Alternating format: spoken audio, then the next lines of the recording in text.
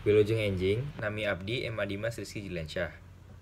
Kacaritakeun aya saurang patani nu kacida malaratna cicing di hiji saung gubuk nu geus reot. Mang Julin patani ngaranna teh hirup sapopoena ngan dibaturan ku sakadang entok hiji-hijina. Mang Julin kacida nyaaheunana ka eta sakadang entok teh bubuhan manehna mah teu boga dulur baraya, malih garua mah.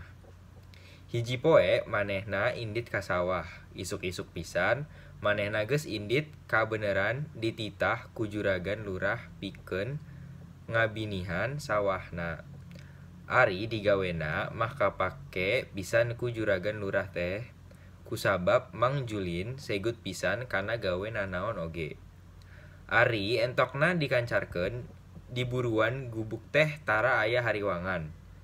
Balik ti sawah, wanci sariak laung, Mang Julin kacida laparna, manehna ngeudeheus ka pangeran. Duh Gusti, mun paparin abdi beungar meureun dahar nanaon oge bisa. Mang Julin teh dahar nganjeng uyah. Sanggeus wareg mah manehna tuluy nyampihan entok di juru imah. Isuk-isuk keneh Mang Julin kahudangkeun ke kingkilaban nu ayana ti jiru imah.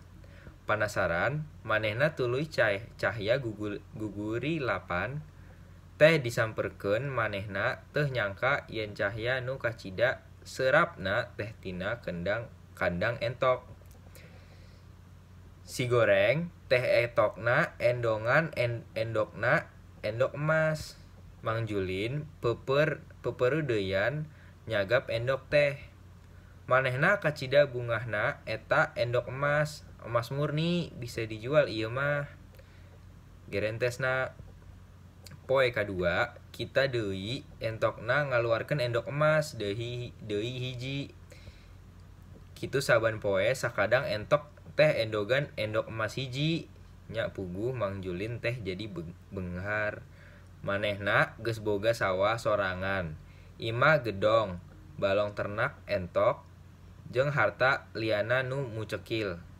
Entok teh nyaan mawa rejeki keur Mang Julin. Hiji poe Mang Julin ngarasa cape, mun kudu unggal poe ngadatangan kandang entok pikeun mawa endok emas pira hiji teh.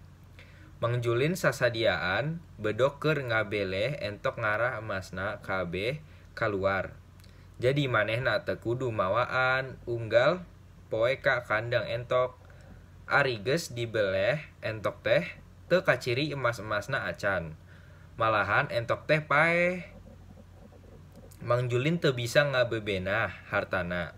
Manehna jadi miskin deui sabab unggal poe hartana beak dipake kabutuhan sapopoena.